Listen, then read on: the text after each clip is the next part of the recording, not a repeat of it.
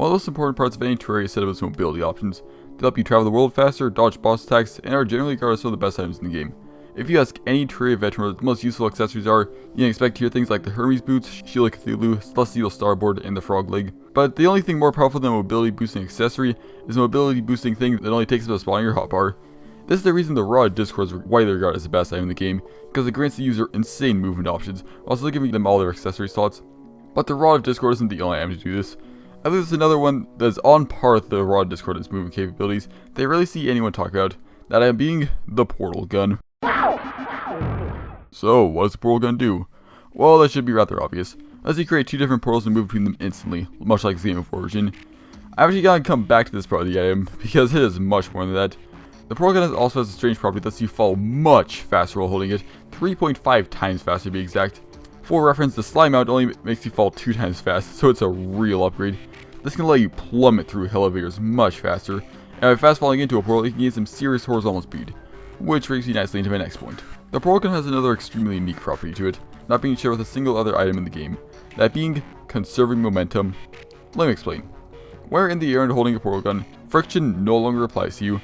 As an example, if you're cruising on a Celestial Starboard and you let go left or right, most of the time you'll slow to stop almost immediately. But with the Portal Gun, you'll just keep gliding along. It's way easier to see when not going at top speed, as results like this are completely unachievable with any other item. Now, it doesn't just work when going slower than normal.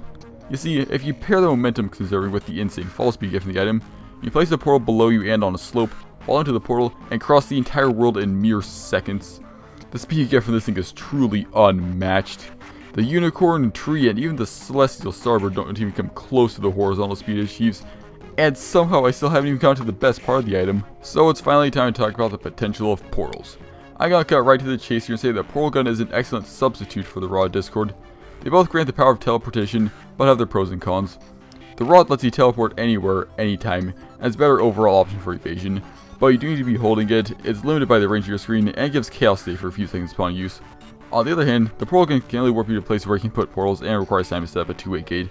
However, you can enter the game multiple times with no consequences, it can extend off-screen, and most importantly, you can preemptively set up portals before a boss fight or something, so you never have to switch off your weapon during the fight, while still being able to get out of a tight spot. It's a fantastic side grade to the Rod of Discord, and it should really be held to the same regard as it. So, why does no one use the Portal Gun? Well, that's pretty simple. Because of how great of a reference it is, the devs at Relaunch decided to make a drop from Moonlord, at which point your Terraria playthrough is basically over. You may use it to farm for some events like Pumpkin Moon or Olwen's Army, but you really won't get much use out of it in a regular playthrough. That's where mods come in. I'm not sure how many of you remember my old Calamity series, where I can only use flamethrowers.